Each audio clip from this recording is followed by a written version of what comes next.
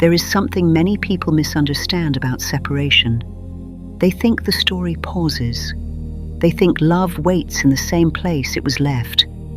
They think when someone returns, they return to the exact version of the person they walked away from. But that is not how life works. And that is not how soul connections work. Because while one person was gone, the other was becoming. This message is for the one who had to rebuild quietly, the one who cried in private, the one who kept showing up while carrying pain no one could see, the one who was forced to learn how to breathe through disappointment, to sleep through loneliness, to stand through uncertainty, to keep moving when nothing made sense. You were never just waiting, even when it looked like stillness on the outside. Something sacred was moving on the inside. You were shedding identities. You were releasing attachments. You were learning what it means to love without abandoning yourself. And that kind of transformation does not make noise. It happens in silence. It happens in nights no one knows about. It happens in mornings where you choose yourself again after wanting to collapse. It happens in the tiny moments no one applauds. The meal you made when you felt empty. The walk you took when your chest felt heavy. The prayer you whispered when you thought nothing was listening. The boundary you held even while shaking. The tears you let fall instead of pretending you were fine. That was the becoming. That was the rebirth. And now, something is shifting. Because the person who left is beginning to feel the weight of what was lost. Not just your presence, not just your attention, not just the comfort of knowing you were there. They feel the absence of your energy. They feel the space where your love once held them. They feel the silence where reassurance used to live. And sometimes, that awareness comes late. Sometimes people only recognize value when access is gone. Sometimes they only understand peace after creating chaos. Sometimes they only feel love after distance removes distraction. So yes, they may come back. They may think about reaching out. They may replay memories they once ignored. They may feel drawn to your name again. They may wonder if the door is still open. But here is the truth they did not prepare for. You are not there anymore. Not in the way you once were. The version of you that accepted confusion without question. Gone. The version of you that waited for crumbs and called it hope. Gone. The version of you that over-explained your heart to someone committed to misunderstanding it. Gone.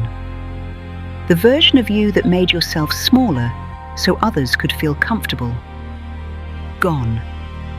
The version of you that thought love required self-sacrifice. Gone. And in her place stands someone new. Someone softer and stronger at the same time. Someone who knows peace is expensive and no longer gives it away cheaply. Someone who understands chemistry is not the same as compatibility. Someone who feels deeply but chooses wisely. Someone who can love fully without losing herself. Someone who listens to actions now. Someone who honors red flags now. Someone who values consistency more than intensity. Someone who knows that longing is not always alignment. This is why their return can feel strange. Because they remember the old access code. But the system has changed. They remember the version of you who would instantly melt. But she learned discernment. They remember the version of you who would answer from loneliness. But she healed enough to answer from clarity. They remember the version of you who confused pain with passion. But she understands peace now. So when they return, they are not meeting the person they left. They are meeting the person pain created. They are meeting the wisdom heartbreak built. They are meeting the standards solitude taught. They are meeting the radiance that came from choosing self-respect over obsession. And that can be confronting. Because some people expect to revisit old dynamics. They expect nostalgia to reopen doors. They expect chemistry to erase accountability. They expect desire to outrun growth. But growth changes everything. Growth changes what you tolerate. Growth changes what attracts you. Growth changes how long confusion can stay in your field. Growth changes the conversations you entertain. Growth changes what your body says yes to.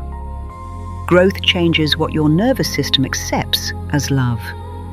That last part matters deeply, because many people think they miss someone, when really they miss the familiar pattern. They miss intensity. They miss unpredictability. They miss the chase. They miss being activated. But healed love often feels quieter than chaos, steadier than drama, safer than obsession. And if you have changed, you can feel that difference now.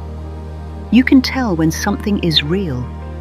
You can tell when someone only wants relief from consequences. You can tell when guilt is pretending to be love. You can tell when loneliness is pretending to be devotion. You can tell when nostalgia is pretending to be growth. This is why your discernment matters more than ever, because not every return is reconciliation. Some returns are tests. Some returns are mirrors. Some returns happen so you can see how far you have come. Some returns happen so you can choose differently. Some returns happen so closure can finally arrive. And some returns are real. But real returns look different. They come with humility. They come with consistency. They come with changed behavior. They come with accountability. They come with patience. They come with the willingness to rebuild trust brick by brick. Not with grand words, not with urgency, not with emotional pressure, not with entitlement to immediate access. Real love can wait while trust regrows. Real love understands consequences. Real love does not ask you to betray your healing for its convenience. So if someone comes back, you do not have to rush. You do not have to decode every message. You do not have to perform detachment. You do not have to prove bitterness. You do not have to prove availability. You simply have to remain honest. Honest with your body. Honest with your peace. Honest with the life you built in their absence. Honest with whether this connection adds light or just reopens wounds. Because there is another truth no one talks about. Sometimes the greatest reunion is not with them. It is with yourself, with your confidence, with your routine, with your health, with your standards, with your voice, with your ability to trust your own instincts again, with the version of you that existed before confusion entered the room. That reunion changes everything, because once you truly come home to yourself, you stop begging anyone else to become home. And that energy is powerful. It changes your face. It changes your posture. It changes your choices. It changes what notices you. It changes what stays. It changes what falls away naturally. This is often when people from the past reappear, not because fate is punishing or rewarding you, but because your energy is no longer leaking. You are no longer waiting where they left you.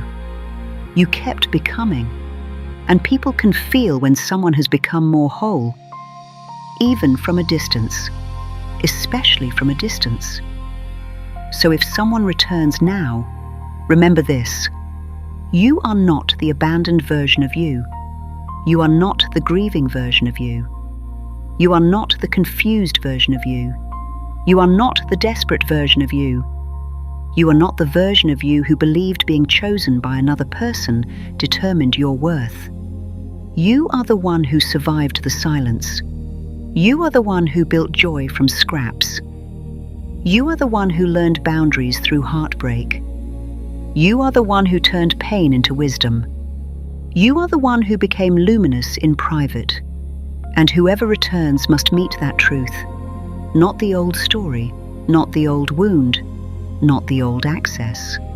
This version, the real version, the earned version, the peaceful version, the powerful version. So if they come back, pause, breathe, listen deeper than words, watch slower than emotion, and ask one question: does this honor who I became? Because that answer will tell you everything. Some people come back because they miss being loved. Some come back because they changed. Some come back because they are lonely. Some come back because they finally understand. Some come back because life humbled them. Some come back because your absence taught what your presence could not. But your task is not to analyze their reason. Your task is to protect your truth. Your task is to choose what aligns now. Your task is to remember that the waiting season ended when you began choosing yourself. And if love is meant to meet you again, it will meet you at your new level, not drag you back to your old one. He came back, but you were not there anymore. You had become someone he had never met, and maybe that was always the point.